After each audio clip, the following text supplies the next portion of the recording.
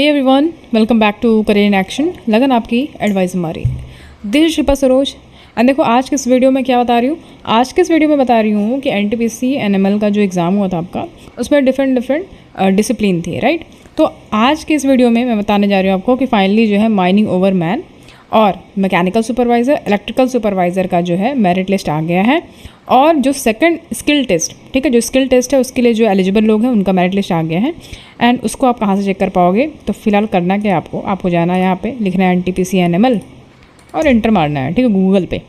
जैसे ही गूगल पे आप जब इंटर करते हो तो आपको जो है ये लिंक आ जाएगा, 3rd नंबर वाला जो है jobapply.in। यहाँ पे जब आप जाओगे तो इस पर क्लिक करोगे, ठीक है। Click here to view list of short list candidate for second list, ठीक है। जैसे इस पर क्लिक करते हो तो पूरा आपको कुछ इस तरीके से ओपन होके आ जाता है। अब यहाँ पे देखिए list of short list candidate for second stage skill test. Post क्या है, mechanical supervisor.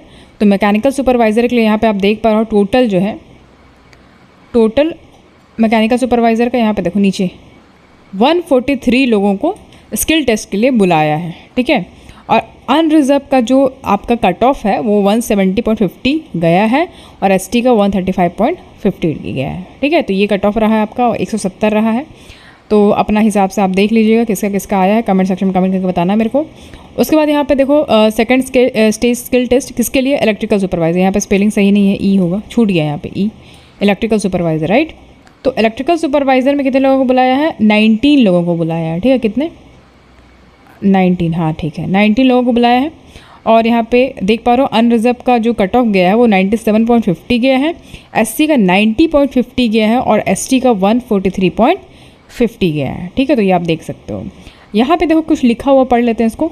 The list has been revise by provisionally short listing the candidate based on the letter dated 14/10/2024 from the office of directorate electoral safety, UP government, Lucknow. तो बोल रहा है कि ये जो list तैयार किया गया है ये रिवाइज है, प्रोविजनली शॉर्ट लिस्टिंग कैंडिडेट्स हैं ये सारे। और ये जो लेटर है, जो ये डेट है 14/10/2024, यहाँ ऑफिस से जो है ये प्रोविजनल जो आपका शॉर्ट लिस्टिंग लिस्ट बनाई गई है वो यहाँ से तैयार हुआ है, ये बता रहे हैं, ठीक है। तो ये आपने देख लिया। अच्छा, उसके बाद यहाँ पे माइनिंग ओवरमैन की बात कर लेते हैं। तो माइनिंग ओवरमैन में टोटल जो आप देख पा रहे हो यहाँ पे 67 सीट थे माइनिंग ओवरमैन के, समझ रहे हो, 67 सीट, सोचो। और 338 लोगों को स्किल टेस्ट के लिए बुलाया है, 67 पोस्ट है, बताओ। और माइनिंग ओवरमैन का जो अनरिजर्व कैटेगरी में उसमें 170 कट ऑफ गया है, ईडब्ल्यूएस के लिए 154, ओबीसी एनसीएल 169, एससी के लिए 146 और एसटी का गया है 102.50, ठीक है। तो ये आप इस हिसाब से देख लीजिए। और ये जो है देखो, कहने का यहाँ मतलब ये है कि अब यहाँ पर लोग मुझसे ये भी कहेंगे कि मैम देखिए 67 जो है सीट है, ठीक है, मेरे को जाना चाहिए कि नहीं, मेरा जो रैंक है वो 286 है ना। तो ऑब्वियसली जो अंडर 100 में है ना, अंडर 100 में जो लोग हैं उन लोग तो बिल्कुल जाना ही चाहिए, ठीक है। देखिए कुछ ना कुछ तो आपको एक्सपीरियंस तो मिल ही जाएगा, राइट। कुछ चीज़ का एक्सपीरियंस मिलना ज़रूरी है। आप वहाँ तक गए हो, ये बहुत बड़ी बात है। हो सकता है वहाँ पे वो लोग नहीं पहुँच पाए हो। क्या है कि अभी 338 वाला जो है लास्ट में, उस ऑब्वियसली सोचेगा कि मैं नहीं जाऊँगा। इस तरीके से और भी बहुत लोग सोचेंगे। तो आप उन भीड़ में से आगे हो, एटलीस्ट आपने सोचा कि नहीं चलो मुझे कुछ तो सीखने को मिलेगा ना, तो आप वहाँ जाओगे, बहुत कुछ सीखने को मिलेगा। स्किल टेस्ट में पहुँचना भी बहुत बड़ी बात है आजकल के ज़माने में फ़िलहाल तो बिल्कुल आप बेशक जाओ और कुछ ना कुछ तजुर्बा तो ज़रूर मिलेगा आपको, ठीक है। तो ये है।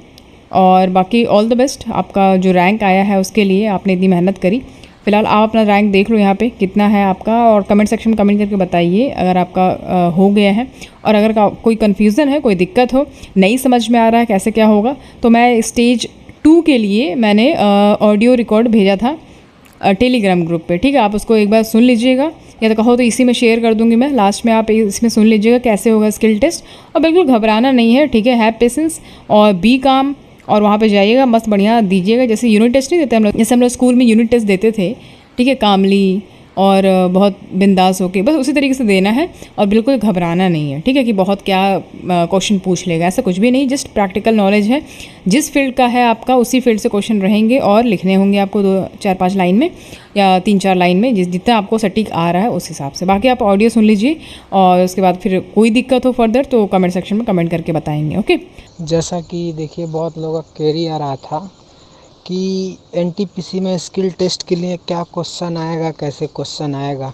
तो पहली बार हो रहा है तो सबके लिए थोड़ा डिफ़िकल्ट है समझ पाना, जान पाना। बहुत लोग कंफ्यूज हैं कि प्रैक्टिकल क्वेश्चन होगा या फिर डाटाबेस क्वेश्चन होगा या फिर ऑब्जेक्टिव टाइप्स होगा या फिर वन लाइनियर होगा। तो मैं बता दूं सबको कि अभी जो रिसेंटली मैगजीन इंचार्ज का स्किल टेस्ट हुआ है उसके अकॉर्डिंग, उस पे बेस्ड मैं बता रहा हूँ कि वहाँ पर कैसे स्किल टेस्ट हुआ। तो सब लोग इसके हिसाब से अपना समझ लेंगे कि उनका कैसे होगा। जैसे कि मैगजीन इंचार्ज का टेस्ट था तो वहाँ पे हुआ ये कि मैगजीन इंचार्ज का टेस्ट था तो आप जाएंगे तो वहाँ पर 45 मिनट में आपको 25 क्वेश्चन करने हैं। डिस्क्रिप्टिव टाइप क्वेश्चन दिया होगा तो वो 25 क्वेश्चन जो रहेंगे आपको प्रिंटेड मिलेंगे, इंग्लिश में, हिंदी में भी नहीं मिलेंगे। लेकिन इसके लिए हिंदी मीडियम वालों को घबराने की बात नहीं है, क्योंकि वहाँ पे जो हिंदी वाला है वहाँ पे वो लोग आपको इंस्ट्रक्शंस देंगे कि अगर आपको कुछ इंग्लिश में समझ में नहीं आता है तो आप वहाँ पे पूछ सकते हैं कि सर क्वेश्चन क्या कह रहा है, नहीं कह रहा है, तो आपको हिंदी में एक्सप्लेन कर देंगे। और अब बात रही आंसर लिखने की, तो बहुत लोगों को हिंदी में नहीं आता होगा और मतलब इंग्लिश में आता होगा, कुछ को इंग्लिश में आता होगा, हिंदी में नहीं आता होगा। जितने लोग हिंदी मीडियम वाले हैं वो अपना हिंदी में भी उत्तर लिख सकते हैं। तो क्वेश्चन का टाइप क्या होगा, आपको एक मतलब क्वेश्चन मिलेगा, प्रिंटेड रहेगा, ठीक, और उसके नीचे मान के चलिए 4 लाइन के बराबर स्पेस रहेगा और आप आंसर 2 लाइन में लिखें, 3 लाइन में लिखें, 4 लाइन में लिखें। तो बेसिकली यहाँ पर स्किल टेस्ट ऐसा होगा आपकी कि आपको क्वेश्चन मिलेंगे और उसका आंसर आपको राइट करना होगा।